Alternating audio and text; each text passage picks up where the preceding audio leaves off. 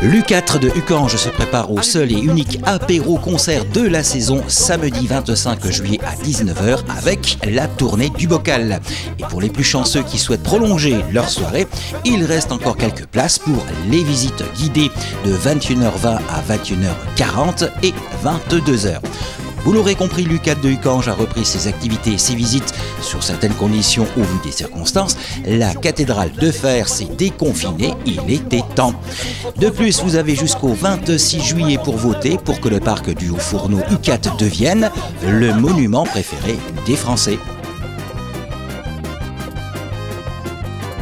Et pour nous en parler, nous rejoignons Monsieur Daniel Driuti, élu à la CAVF, en charge de la culture et du patrimoine, ainsi que Madame Muriel Pelosato, responsable du pôle culture patrimoine au Val de Fensch, et en charge de la programmation de l'U4. En 2019, c'est 36 204 personnes qui sont venues visiter le site. Si nous faisons une moyenne sur les 4 dernières années, nous pouvons dire qu'il y a entre 36 et 37 000 personnes qui viennent sur l'ensemble du site. L'U4, donc, qui est un édifice et un ensemble qui est inscrit à l'inventaire supplémentaire des monuments historiques et que nous avons l'honneur cette année d'avoir été retenus pour participer au monument préféré des Français.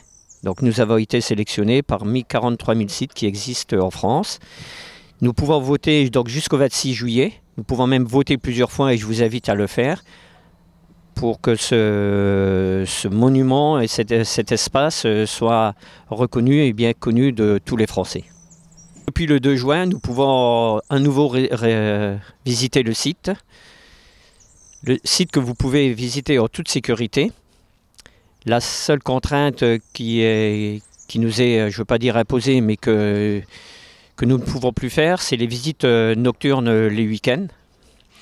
Les visites accompagnées donc, par l'association Messilor, par les membres de l'association Messilor, se faisaient auparavant, c'était des groupes de 25 personnes qui aujourd'hui sont limités à 10 personnes. Alors, dans le cadre de la programmation culturelle du parc du Haut-Fourneau U4, on reprend, on va dire, tout doucement après cette période de crise que nous venons de traverser. Donc on vous propose le 25 juillet, à partir de 19 h, à concert, donc la tournée du bocal. Donc ce concert se déroulera sur la place des Possibles et donc on vous espère nombreux. Dans ce cadre-là, ce sera, je pense, un concert assez festif et une première pour nous. En tout cas, nous, on a hâte de pouvoir reprendre nos événements, on va dire, de manière le plus classique possible. Ensuite, on vous attend pour un événement, pour nous c'est la première fois qu'on réalise ce type de projet et on a hâte de voir ce que ça peut donner. Le 29 août, donc, on accueille un événement autour du géocaching. Donc l'événement s'intitule Géofourneau. Donc à partir de 10 h, on attend des groupes qui viennent d'un peu partout en France, voire même de l'étranger, parce qu'on a des initiés qui pratiquent très régulièrement le géocaching. Mais cet événement est également ouvert aux non-initiés. Et dans ce cadre-là, on pourra vous expliquer comment fonctionne le géocaching. Et dans ce cadre-là, donc on aura des caches qui seront présentes sur l'ensemble du site et qu'on vous invitera à découvrir en équipe ou tout seul ou en famille ou entre amis.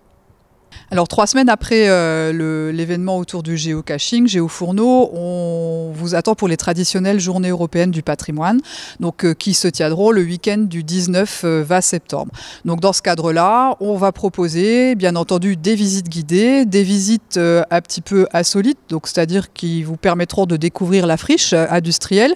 Donc nous aurons également des animations pour les enfants et la présence d'un forgeron qui fera fonctionner le bas fourneau et qui, nous l'espérons, comme tous les ans, sortira une loupe de fer dans l'après-midi. Cette année, avec la crise sanitaire que nous avons connue, donc nous avons réouvert le site le 2 juin, mais malheureusement, nous ne proposons pas pour le moment de visites nocturnes. Toutefois, on aura la possibilité d'organiser des visites insolites, donc avec les guides de l'association bénévole. Donc ces visites se tiendront le 5 septembre et le 3 octobre à partir de 21 h. Donc on vous proposera de découvrir le Haut-Fourneau de nuit, avec les anecdotes qui sont présentées par les guides de l'association Messilor. Et pour terminer cette visite, une petite surprise vous attendra sur le plancher de coulée, mais je ne vous en dis pas plus. Le mois d'octobre, et comme chaque année maintenant, on vous propose le village des sciences qui se déroulera cette année le 11 octobre. Donc c'est une spécificité du site puisque nous souhaitons développer un axe autour de la culture scientifique et ce sera le moment de découvrir des animations autour de découvertes scientifiques. Cet événement se réalise en partenariat avec la coordination nord-mosellane de la fête de la science. Donc on vous donne rendez-vous le 11 octobre pour le village des sciences. Et enfin, nous terminerons la saison avec la Compagnie des eaux et Nicolas Turon qui nous a préparé une visite déambulatoire sur une histoire qu'il a inventée. Donc on vous laissera découvrir tout ça.